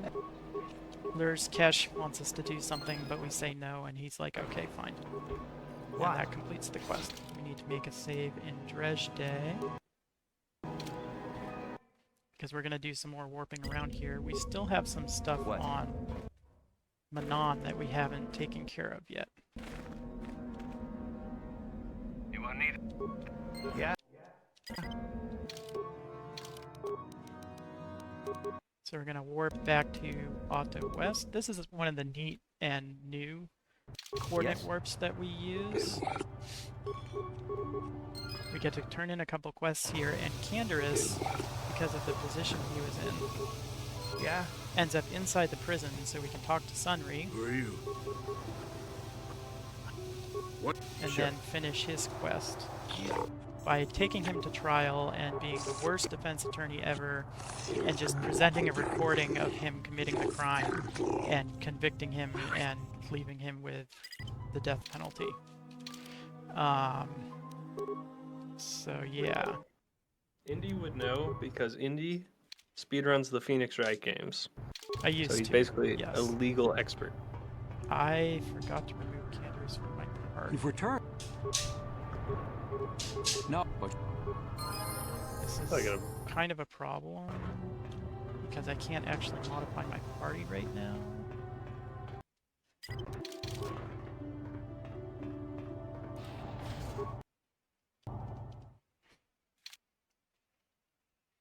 Okay, we're gonna just do what we're gonna do. Come on.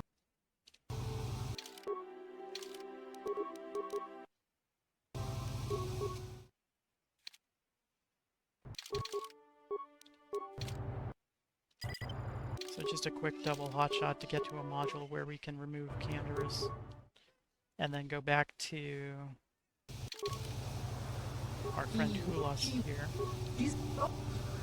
So we tell him we can't kill Zulon, and then we tell him, I don't care that you tricked us.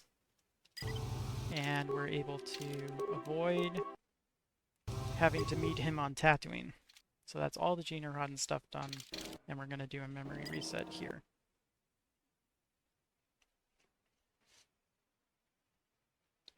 Whew. There's a lot in this run. So we got a couple quests to turn in here on Korriban before we go to the academy.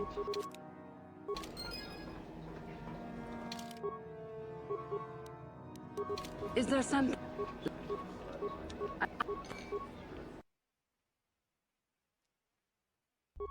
So the Sith Academy is one of the more complicated segments of the run. Korriban in general is pretty complicated because there's like 10 side quests that earn you prestige, but you can only complete them in certain ways. And so you have to kind of be very careful about your routing.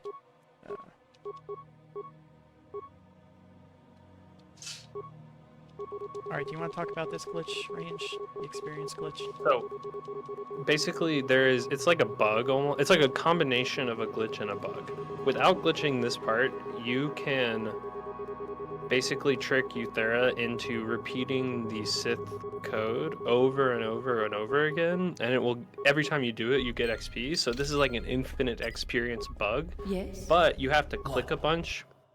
But to make it so that we get the infinite experience without the clicking, we overlay a bunch of menus, which forces the game into what we call fast text, where it clears every skippable dialogue without you having to click, and the glitch just becomes like super fast, and we can do it to get as much experience as we need, which we don't need that much because of the routing.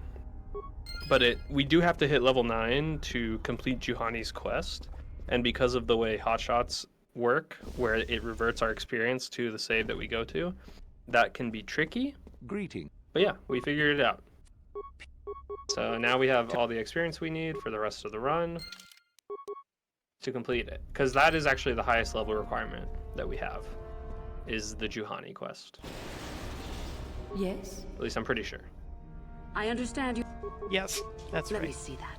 Sorry, had a Yes. had a toddler breach, or baby breach actually.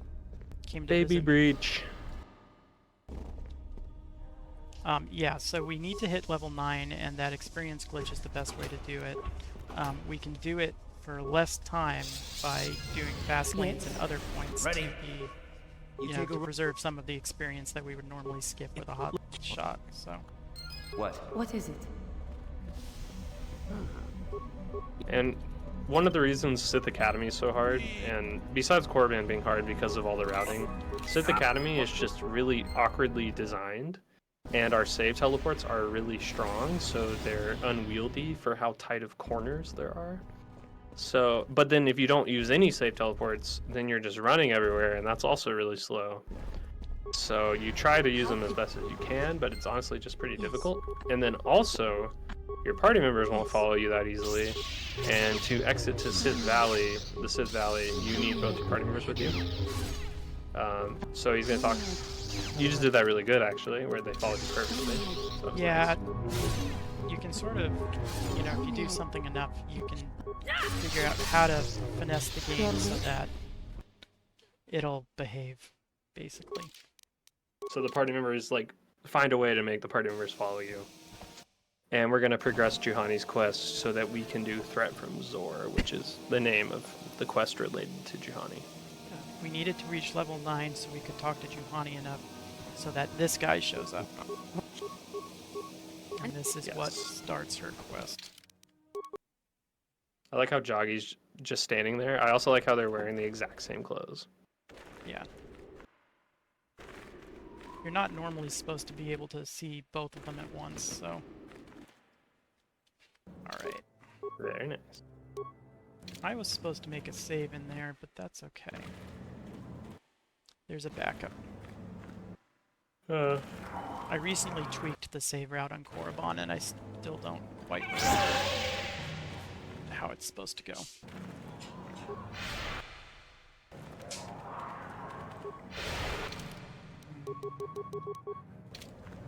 Okay. So there's 2 ways to complete this quest. Turns out the best way is to kill the Terentatek and free the Sith students from their hideout in this cave. That's a little bit faster. Well, it turns out to be significantly faster. The only real leeway you have is in this quest and the Rogue Droid quest. Mm-hmm. I need to put So once again, we this- have to jump through a lot of hoops to complete every quest on Korriban. Autosave. This is a backup strat now. We're doing an old style of hotshot called a quick save hotshot. So old. So antiquated. Yeah. Remember when this was the fast new way Oh yeah. and hard save hot shots? It's still not even that slow. Oh, it's really good actually. Alright. I'm being sarcastic, everybody. I was yet again supposed to make a save in the Valley of the Dark Lords. So now my saves are swapped. I just need to remember that.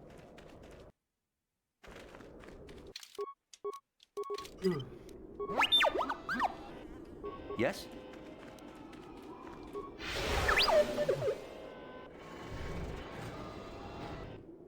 Alright, here we go. Hey, Yes. Nuna.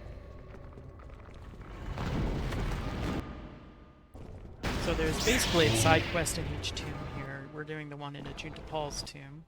In Ajunta Paul's tomb, you have to find the sword of Ajunta Paul so that you can return it to Uthar. Turns out you don't actually have to return it to Uthar. This is one of the quests that completes as soon as you get the sword.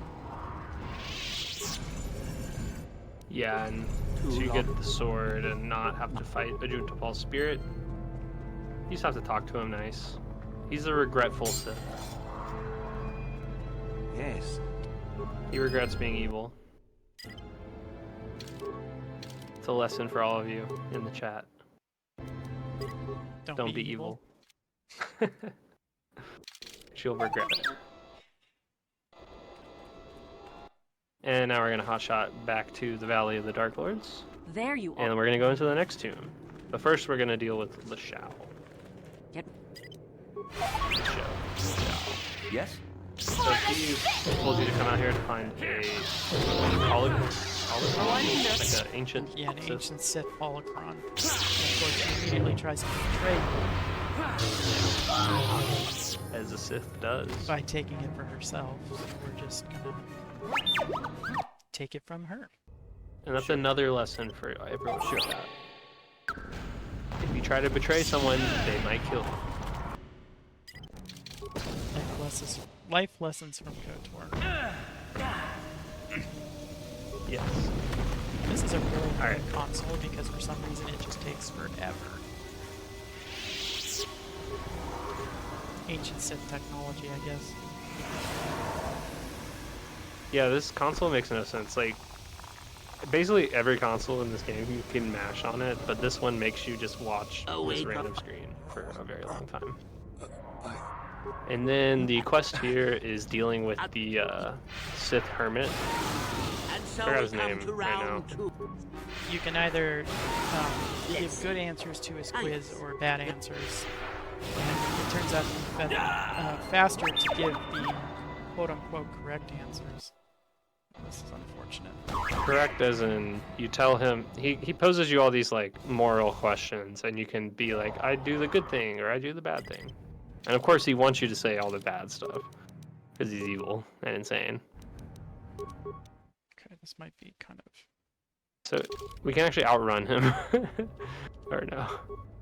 We set up a coordinate warp here to go back to the tomb of Marco Ragnos, which is going to place us past this door, and it's going to skip having to fight like literally like 20 droids. And we can combat talk. Or, yeah, we kind of like... do we combat talk there? Or? We did Yeah, combat we do. talk, Okay. and it's mostly a precaution because it's Mhm. possible for the MC to get into combat while the droid is trying to talk to him. So Yeah. we just use combat talking to try and prevent that. And you only need to kill the main assassin droid, who we just did. And that completes that quest. We used to side with him. To side with him, you have to kill all of the security droids and then like rewire his programming. And the rewiring of the programming is like a super long dialogue with like all these like kind of mini cutscene things. So that routing saved a lot of time, actually. It's very nice to just get to kill him. And we just turned in all of our chores. We just did all our Sith apprentice chores. And he's like, all right, your final test is to go to the tomb of Naga Sadao. And find the star map. Yeah, and find the star map. And luckily for us, we're going to do some more glitch shenanigans to not have to go through this tomb. Normally you have to like go to one side. You have to get this specific type of grenade to get past. It's like a very minor puzzle. There we go. Not much of a puzzle, took a really, lot of, but that took a long time. yeah. Strange. Okay. Magenta and green. So we're doing a neat little coordinate warp here that is going to put Juhani right next to the star map.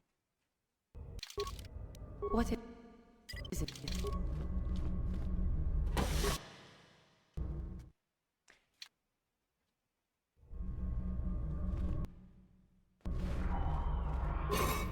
Yes? So, you... Right, So the time has come, has it? I will... Yep. Yeah. What? So we got the star map, we got the Sith lightsaber. And basically everyone's betraying everyone in this whole section. Like there's literally a quest called Double Cross, and there's a quest called Double Cross. Yeah. Uthar and Yathura are working against each other.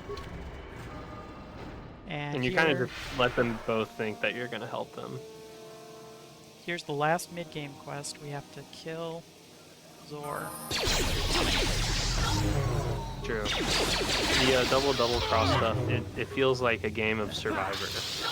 Hit reality TV show.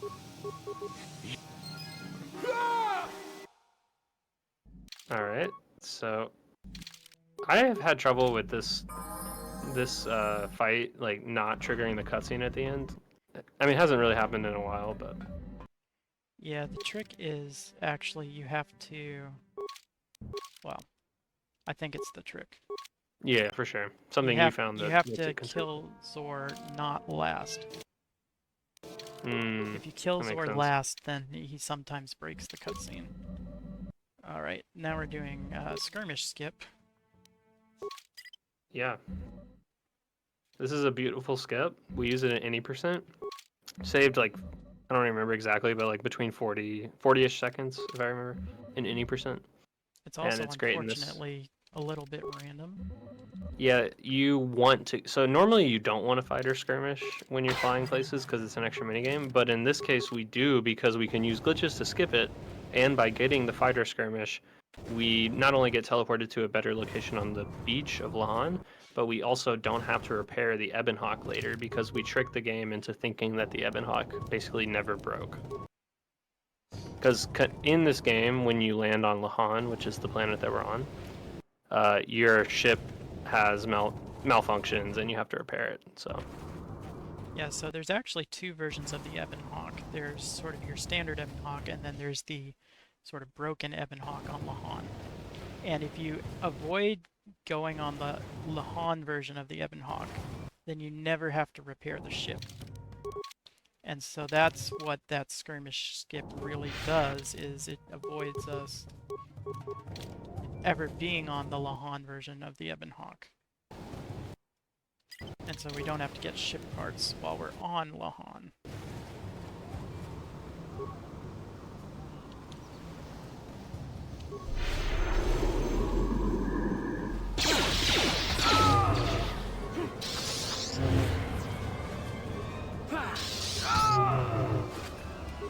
Okay. So the Mandalorians there are one of the two side quests on Lahan.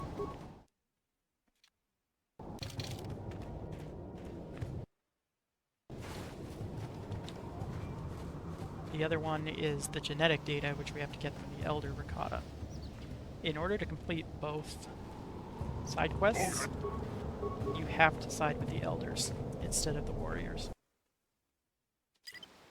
Because otherwise you can't turn in the genetics quest.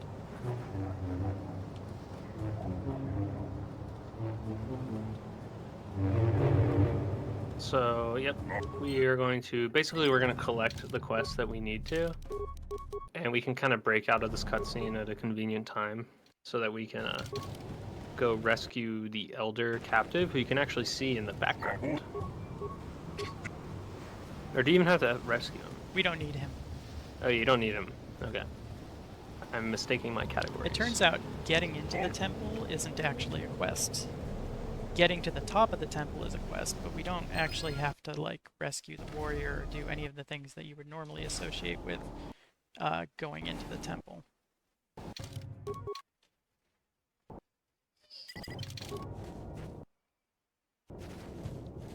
Okay. So now we're going to head over to the Elders.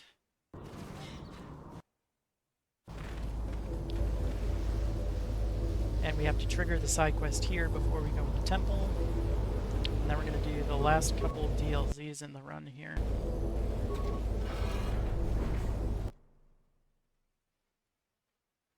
It all goes pretty quick when you get to this point.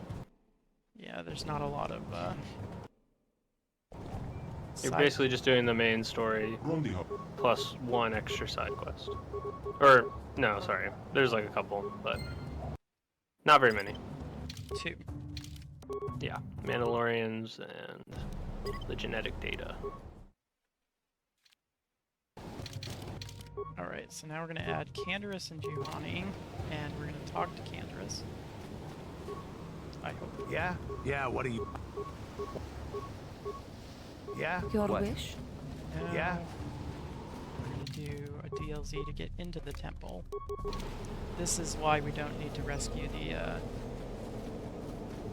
warrior, the Elder Warrior.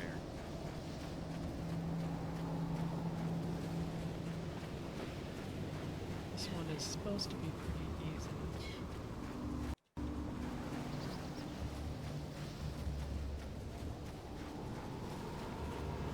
So of course it's taking a while.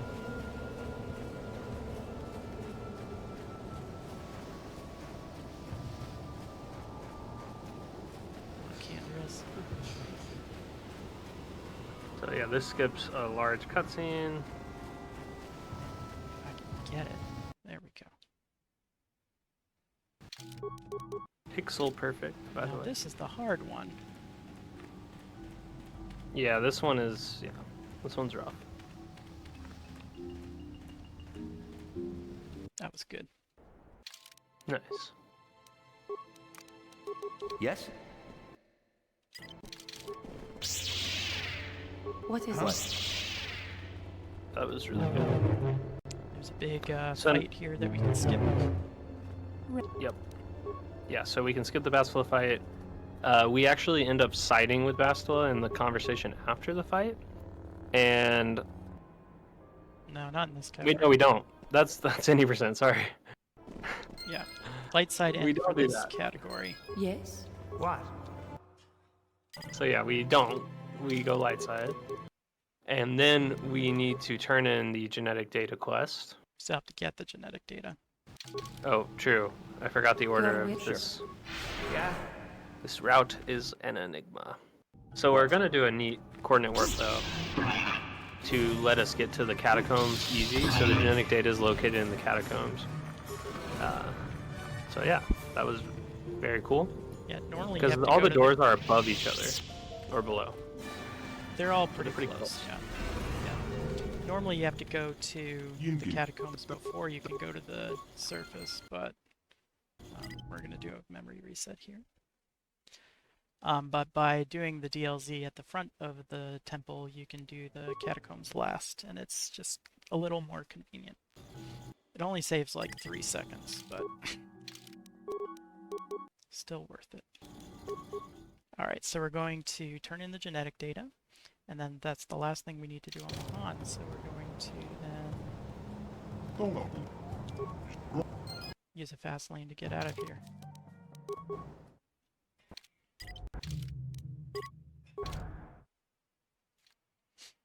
And then the other half of avoiding the Lahan Hawk is triggering a cutscene here.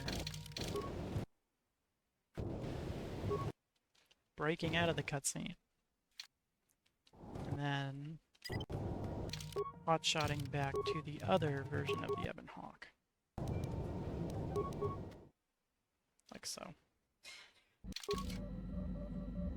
Now we can go to the Starforge. The Republic. Yay!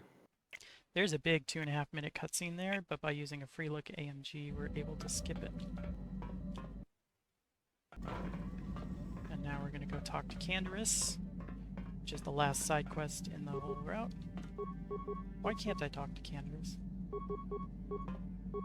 Okay, we're going to try this. I don't know if this is going to work, but we're going to try it. Come with me, Canderous. Something about Canderous got glitched out. So Yeah?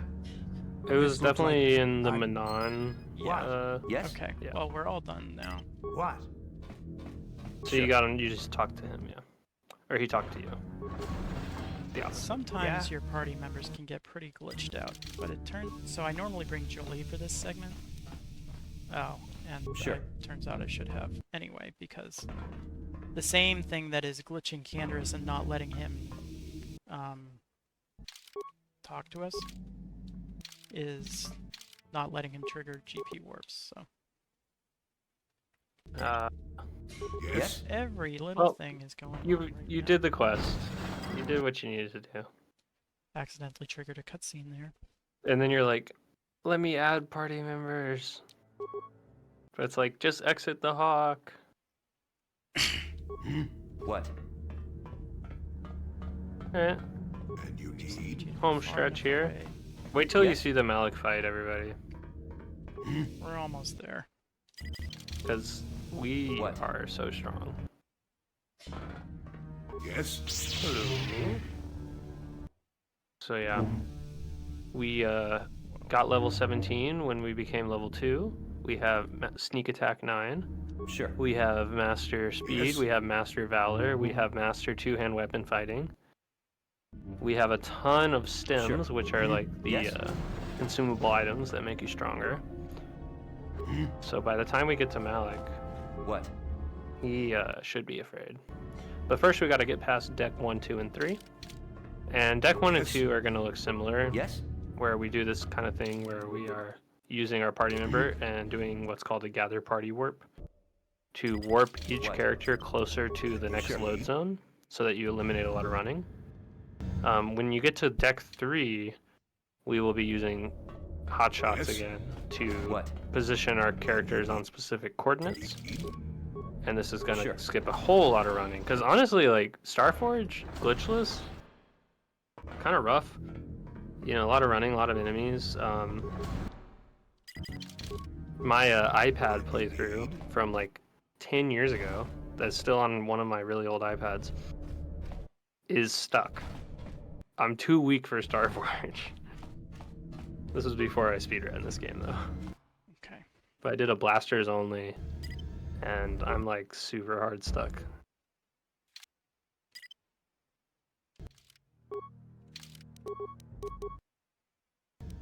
Alright. So we're skipping some cutscenes, and now we're doing the hotshot. We're gonna end up next to Bastila. So the final quests here are dealing with Bastila and then killing Malik, right? So with Bastila, there are 3 phases, and we can actually skip 2 of the 3. So 3 phases to like fighting her, but using fancy glitches. Really subtle, actually. The Force fights with me. There's one glitch where literally, if you finish round 1 of combat, and if you just talk to her before round 2 starts, it'll immediately go to the next dialogue, which skips the combat round. So I don't know if we're going to be underestimated. It's going to be close. It's close, but we had some rough, unfortunate events much earlier in the run. So there's a lot of things that went wrong. Other than that, though, like, you know, a lot of the run has been very clean too. All right, here we go. Final fight. All right, so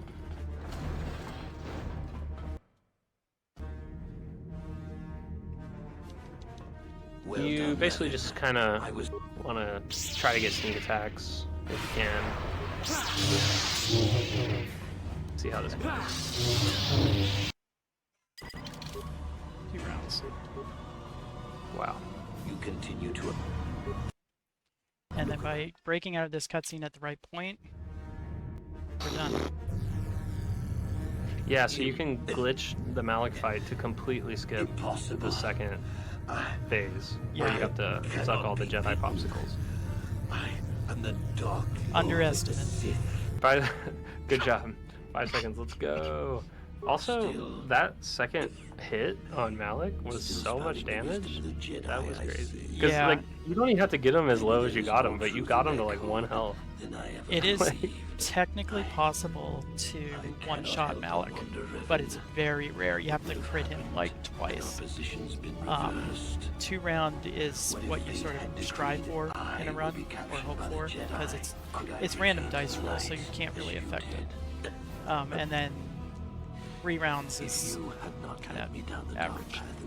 Anything past 3 rounds is bad. So yeah, we had a save corruption that destroyed about 5 minutes of progress. Marl killed us twice. The Endar Spire DLZ took a minute. We lost a game of Pazak. Yep. In heartbreaking fashion. But you know what? That was a fun run. I suppose you speak the truth. Yeah, we're doing it. Shoutouts to the KOTOR community in particular. So All Quests as a category was something I created 9 years ago now, maybe 8 years ago. And it was first me and Glasnok who really worked on it.